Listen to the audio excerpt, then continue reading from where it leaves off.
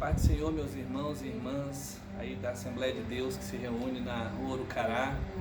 Nós estamos muito felizes nesse momento de estar podendo gravar esse vídeo e compartilhar com vocês, em linhas gerais, um pouco sobre a lição número 12, a penúltima lição do trimestre de domingo passado, que deveria ocorrer presencialmente, mas por motivo de força maior não foi possível. E nós estamos aqui para compartilhar um pouco sobre a lição número 12, a lição que tem por título A Mulher Curvada. Antes de iniciar, eu quero dar o meu muito obrigado, meu agradecimento aos irmãos e irmãs que estiveram durante o trimestre todo ministrando aos domingos de manhã, irmã Marli, Luciana, irmão Fernando, Evandro, Nailson e Tomás. Eu realmente tenho certeza que os irmãos deram o seu melhor, ministraram a palavra do Senhor ao coração daqueles que ali estavam. Essa lição, ela tem uma verdade prática que eu marquei aqui e gostaria de compartilhar de início. Para abençoar pessoas, Jesus não hesitou em confrontar as estruturas religiosas do seu dia. O texto áureo dessa lição denomina-se "Por que motivo não se devia livrar deste cativeiro em dia de sábado esta filha de Abraão, a quem Satanás trazia presa há 18 anos. Passagem de Lucas, capítulo 13, versículo 16. A partir do versículo 10, Jesus está ali, então, numa sinagoga. Sinagoga era um lugar, uma assembleia.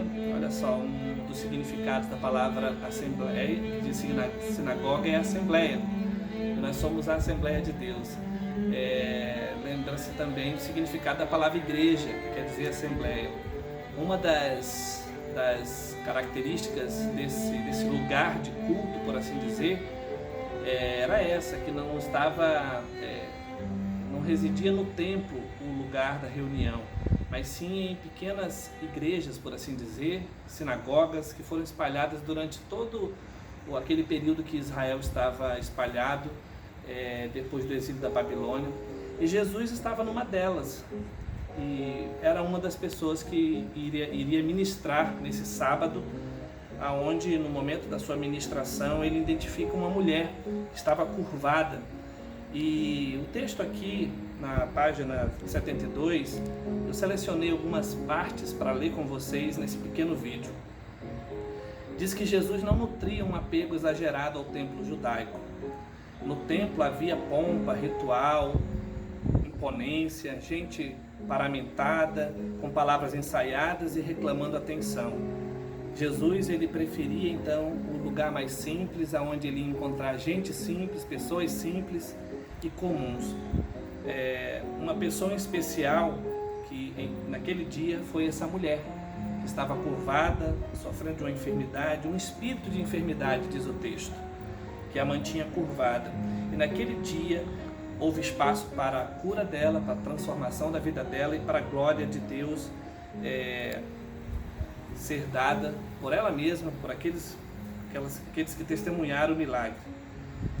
E é importante aqui então nós olharmos no tópico 3 dessa aula, denominada religiosidade desalmada, que imediatamente a seguir ao milagre, o chefe da sinagoga, indignado ao ver que Jesus curava no sábado, disse à multidão: 6 dias há em que se deve trabalhar, vinde, pois, nesses dias para seres curados e não no sábado.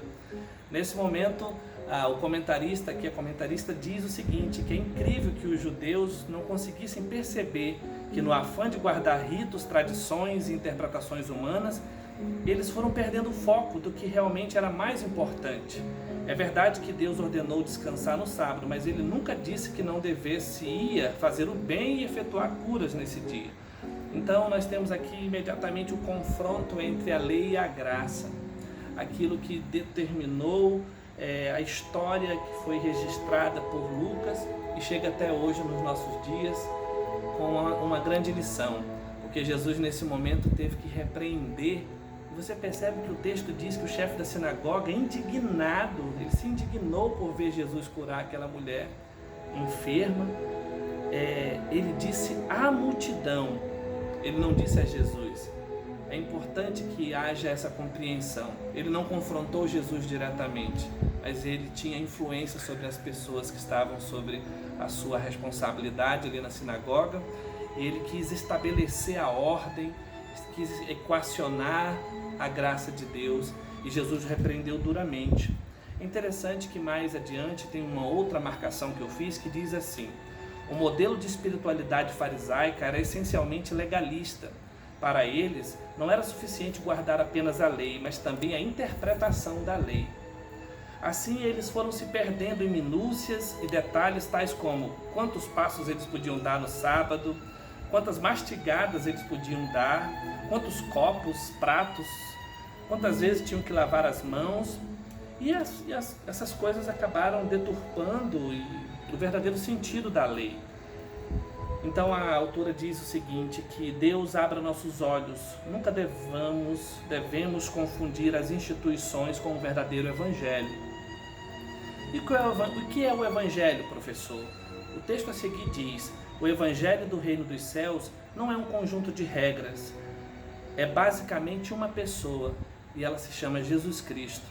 Tire-se a pessoa de Jesus do evangelho e não restará mais nada dele, tornando-se apenas um outro evangelho. Então isso, nosso coração deve nessa mensagem ter temor e tremor, para que em hipótese alguma, em nossas reuniões, na igreja, em casa, onde quer que estejamos, não corramos o risco de Jesus não estar lá, porque ele deve ser o centro. As nossas regras, a nossa liturgia deve estar submetida ao Espírito Santo e à pessoa de Jesus. Nós não podemos, em hipótese alguma, diante do milagre de Deus, da graça de Deus, estabelecer regras e fazer com que as pessoas sofram por isso, o que é pior. Mais adiante, nós vemos que Jesus, ele olha especialmente para as pessoas simples, para as pessoas pobres. Podemos dizer que desde o Antigo Testamento já havia essa preferência do Deus Yahvé pelas pessoas pobres. E isso em Jesus vai ser muito mais marcante. Podemos imaginar quanto tempo essa mulher estava ali entre aqueles irmãos da fé judaica, naquela sinagoga. Quantas vezes ela estava ali aos sábados, curvada. E o texto diz o seguinte: há quanto tempo aquela mulher frequentava ali? Será que ela não era percebida? Que valor ela tinha para eles? Talvez houvesse até apelidos, né? Aquela mulher curvada, aquela mulher deficiente. Jesus mudou a identidade daquela pobre mulher. Jesus vê pessoas simples e pequenas. Esses são os pequeninos que a Bíblia também relata. A religião institucionalizada daqueles dias tirou dos líderes a capacidade de ver e amar as pessoas. Foi uma grande tristeza. Quando prédios, estruturas e instituições são colocadas acima das pessoas, elas perdem seu maior propósito. Uma pessoa vale mais do que as instituições. E aqui o comentarista diz que nós concordamos com isso. Como disse Timothy Keller, a igreja não é um museu para santos imaculados e perfeitos, mas uma enfermaria de hospital para pecadores quebrantados. Mais adiante nós vemos Jesus enfrentando o problema diretamente, expulsando aquele espírito maligno que curvava aquela mulher, fazendo com que ela desse glória a Deus. O chefe da sinagoga é confrontado também, porque ele, como eu já disse há pouco, ele estabelece o controle ali e diz à multidão que aquilo não era permitido no horário, no culto, mas sim em outros dias da semana, até porque há uma discussão sobre isso, né? Será que o sentido da lei estritamente no sábado é aquilo que realmente Deus se agrada que nós respondamos? Não será aquilo que também disse o salmista profetizando: esse é o dia que o Senhor fez e nele me alegrarei? Não serão todos os dias do Senhor? Existe algum sentido da lei para que haja descanso em 7 dias? Isso é verdade, isso é princípio, deve ser respeitado, mas nunca sobrepujado sobre as pessoas que mais precisam receber o bem e que nós possamos fazer o bem, não importa quem, em qualquer dia, em qualquer hora. Aqui mais adiante nós vemos que aquele homem, líder da sinagoga, ele não conseguia enxergar outra coisa senão a religião institucionalizada e sem paixão, sem sentimentos. A institucionalização da religião era um problema ontem e o texto diz na lição que continua sendo hoje. Não são poucas as pessoas que fazem suas regrinhas para que Deus possa se alegrar. É por isso que não há nada que possamos fazer e nem que não possamos fazer para que Deus nos ame mais ou nos ame menos. Deus nos ama de uma maneira singular e única. Isso é importante dizer nessa gravação. O que Jesus estava mostrando, na verdade, é que o tempo e o dia do milagre, quem decide é Deus, não os homens. A religião não pode ser o impeditivo e asfixiador da ação de Deus. Na escala de valores de Jesus, a vida está acima da religião.